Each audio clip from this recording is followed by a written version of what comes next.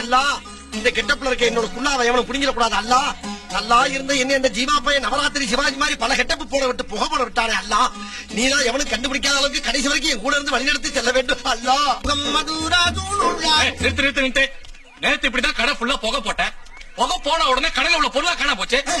பொருள் பூரா காணா போச்சா? அட பாவி சண்டாளங்களா, புகைய வச்சு இப்படி எல்லாம் கொள்ளையடிக்கிறாங்க.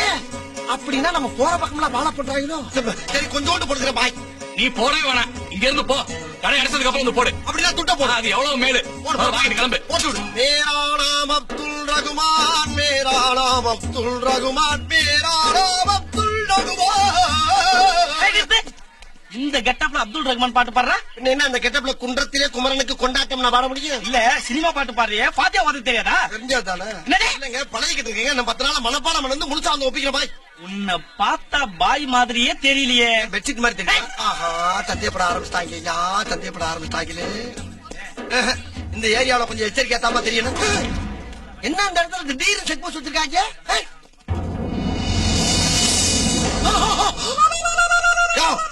பாதை மத்திட்டு மரம் மாதிரி நிக்கிற யார் யாரு? அதை தாண்டா நானும் கேக்குறேன். நீ யாரு?